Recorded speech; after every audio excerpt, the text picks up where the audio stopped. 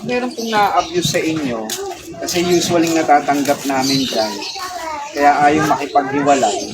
Dahil nga po yung, siyempre, yung tatay po ang nagtatrabaho, yung suporta. Pero isipin nyo rin po yung inyong sarili.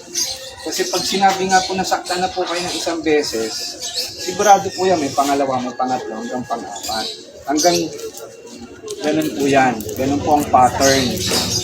So, wag nyo na pong hintayin na talagang lupay-pay kayo bago nyo maisipan. Pero totoo po yan. Nangyayari po sa amin yan. Marami po kami cases. Tapos, pakukulong. Nakakulong na po si mister. Nakita po kinabukasan, nag-iiyak. Hindi masin-masinis. Ia-atras po ang kaso.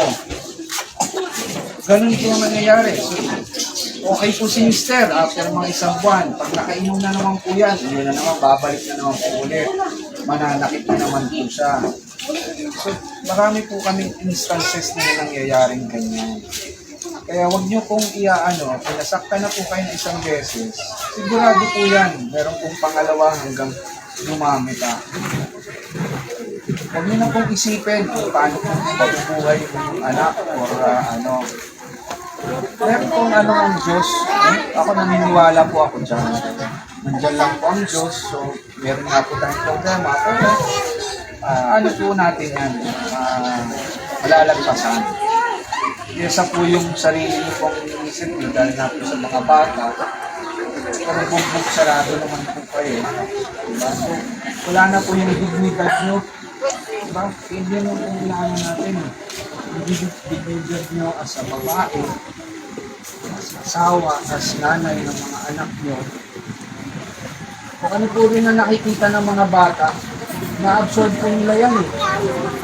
Tendency po yan, paglaki nila, ay oo, okay lang nasaktan ko yung asawa ko kasi sinanay. Ganun sinasaktan ni tatay. Ganun po yan. Ganun po ang talaga yan. Kung anong nakikita ng mga bata, gagayahin po yan. Kasi sinanay, alam ko, bugbog sarado eh. Bugbogin ko rin yung asawa ko. Ganun po yan. Ganun po talaga ang mga pattern. So, yun lang po ang gusto kong i-vlog. Huwag nyo na pong isipin na kasi mga anak ko, paano kami, isa lang po nagtatrabaho, mabubutom kami. Isipin nyo rin po yung sarili. Ganun po ang namin. Yan, iuusok ko rin.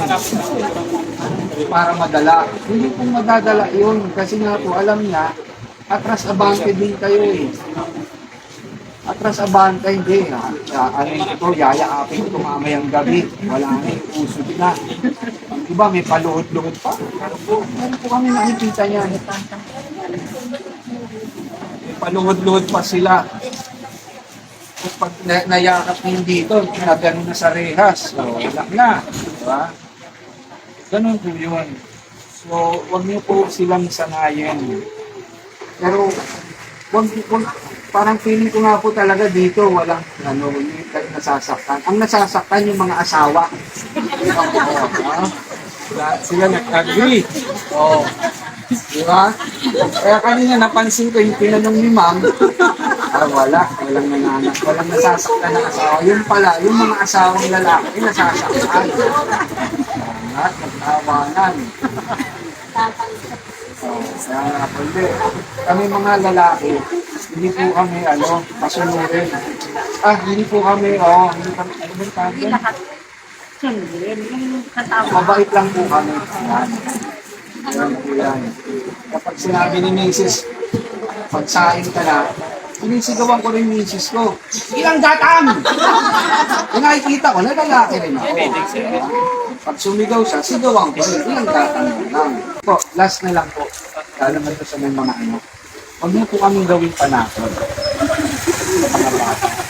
Hindi po ako nagbibiro.